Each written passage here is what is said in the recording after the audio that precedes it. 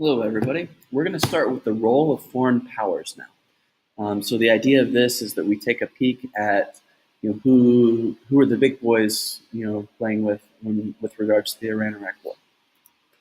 So the first instance that I want to look at is the Osirak nuclear power plant.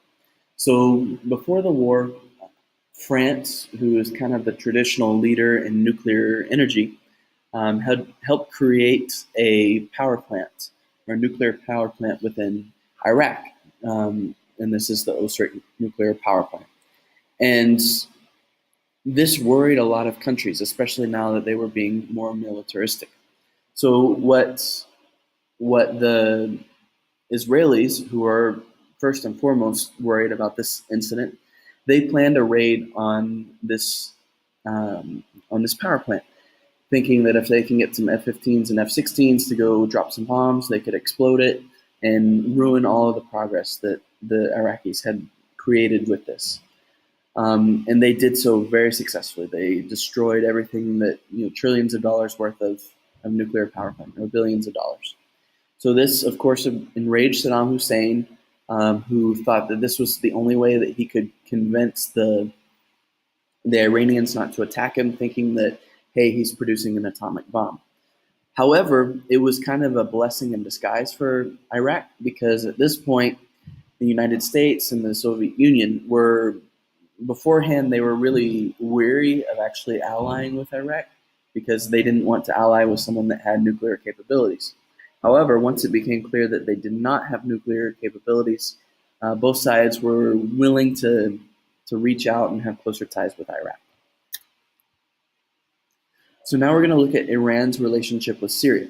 So during the early part of the war, Iran, as part of their counterattack in 1981, they convinced the Syrians to let them fly through Syrian airspace to be able to do kind of a move. You see them in the mouse where they come up and around through Iranian territory in through Turkey, and then through Syria to come and attack an airbase here where the Iraqis did not expect it in the least to be attacked here. So this is kind of their first incidence of Iran having some relationship with Syria. The second one is in the spring of 1982, when Iran was able to negotiate a deal with Syria to close this Kirkuk Baniyas pipeline. The goal was that if they give Syria cheap oil, that if they close this pipeline, that they would be very happy. They would get cheaper oil. Syria was willing to do this because of the cheap oil, but they were a little bit hesitant at first because of the idea of, first off, being bad to their neighbors in Iraq and the potential consequences, as well as they took money or oil off the top through that pipeline. So they were able to take a little bit of, that's where they got their oil. But now that they're getting cheap oil, they're willing to listen and do something like that. The United States and USSR, the Soviet Union, kind of jockeying for a position in Iraq. The United States, after the nuclear power plant was destroyed, they decide that they would like to get in bed with Iraq. First off, if you remember, the Iran had the U.S. embassy hostage crisis, so they weren't really in good terms at the first place. But they also knew that that Iran posed a great threat to the Gulf monarchies, so its allies such as Jordan or Saudi Arabia or Kuwait or the UAE. So they knew that if Iraq lost, then this creates a situation where their allies could be in trouble. So they start to ally with Iraq so that they can counteract against the Iranians. Additionally, they knew that if Iraq lost, then the Soviet Union would have like an area or a vacuum of power that they could go in and insert its influence. So they needed to be sure that they also had power within Iraq. So what they did is they started providing Iraq with weapons, and they removed Iraq from its list of states sponsoring terrorism, which allowed them to legally begin trade relations once again. Likewise, the USSR wants to have good relations with Iraq. since they had already supported Iraq in the first place, they didn't want to lose their credibility in the region. So if Iraq just completely lost, they would have to go in, and they would have lost all credibility in the first place. Additionally, the Iranians were very aggressive with the Soviet Union's actions in Afghanistan.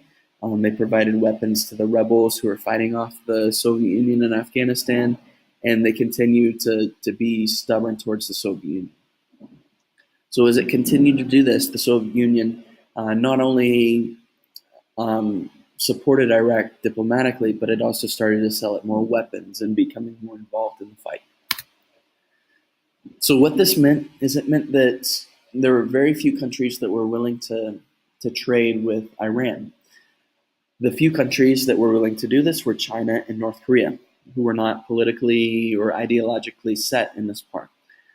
So what that meant is Iran, they had to pay top dollar to get anybody to trade with them. So China would send weapons through North Korea, and North Korea would get cash from Iran, and they would pay really well. They would pay really high prices. So this enriched both China and North Korea through these arms deals. So moving forward, Iran had some issues with Western countries such as France, the United States, Great Britain, with people who were in Beirut, Lebanon. So one of the first things that happened is Israel invades Lebanon. So there's turmoil in the region, and as a way to show protest to this, some terrorists related to Hezbollah kidnapped the president of American University in Beirut. So this kind of becomes a strategy to get the West's attention. That, hey, if you're not going to give us weapons and whatnot, we're just going to kidnap people. So they do this, and as part of escalation, the Iranians kind of control the terrorist group Hezbollah, and because of this, they attack the U.S. Embassy in Beirut in 1983. So it's a car bomb. It kills 242 Americans, and it was very clear that even though Hezbollah did this, they were being controlled by Iran.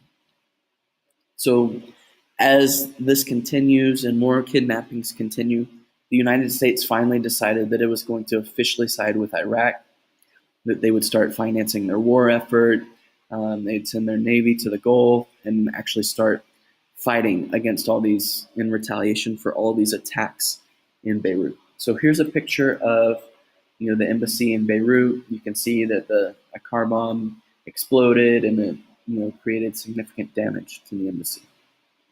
So I think we're going to stop there and move on to the second video.